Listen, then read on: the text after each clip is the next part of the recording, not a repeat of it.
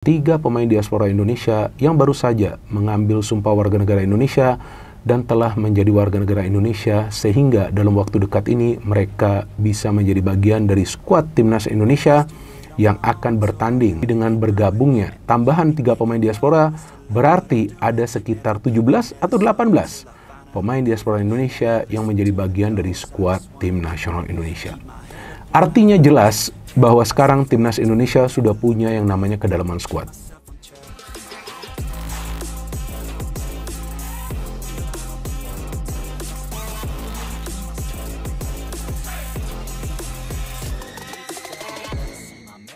Kemudian tentang pemain keturunan, saya kira dan itu lebih ada jelas ikatan darahnya dengan Indonesia daripada kita naturalisasi orang yang nggak ada kaitan sama sekali ya. Kalau itu kan yang penting dia mau memilih di sini di apa namanya di Indonesia. Itu sebab sekali dia sudah memilih ya dia sudah tidak bisa lagi. Ini dia 3 calon pemain naturalisasi timnas Indonesia bulan Agustus, amunisi baru untuk hadapi laga besar. Timnas Indonesia tengah mempersiapkan kekuatan terbaiknya jelang sejumlah agenda besar pada akhir tahun ini.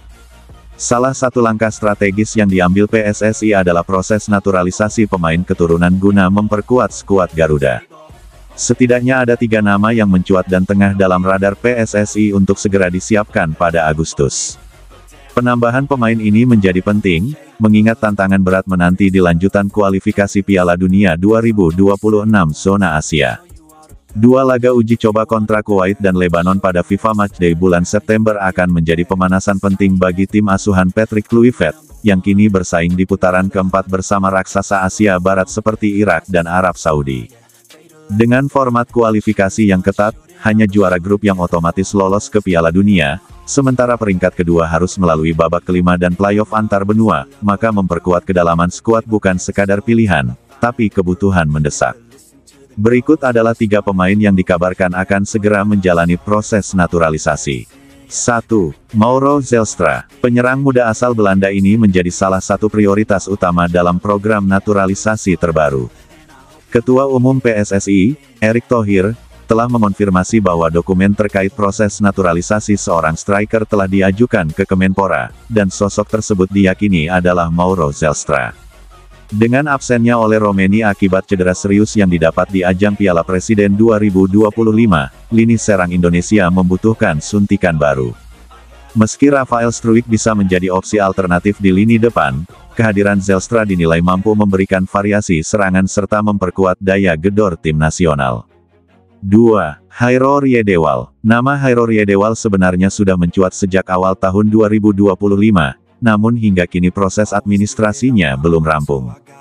Mantan gelandang Crystal Palace itu dikenal punya pengalaman dan kemampuan mumpuni yang bisa menjadi aset penting di lini tengah Garuda. Walau Indonesia sudah memiliki duet solid di sektor tengah dalam diri Tom Haye dan Joey Pelupesi, kehadiran Riedewal dapat memperluas opsi taktik dan meningkatkan kualitas permainan secara keseluruhan.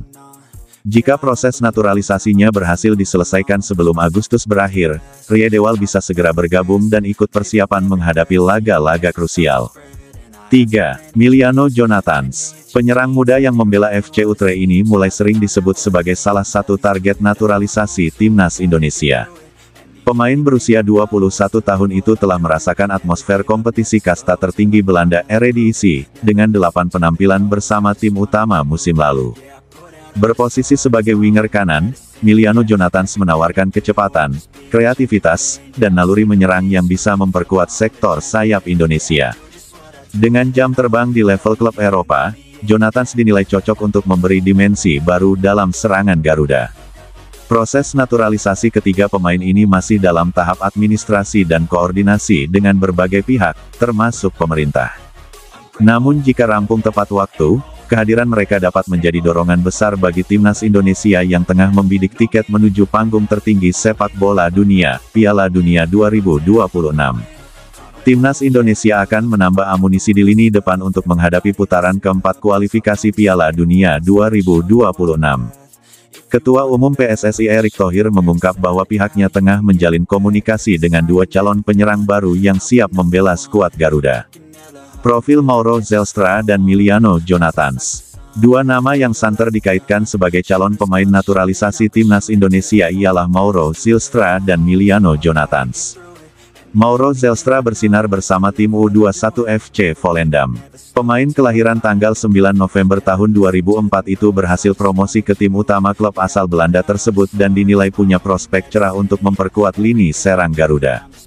Sementara itu, Miliano Jonathans, yang lahir pada tanggal 5 April tahun 2004, juga disebut sebagai kandidat kuat.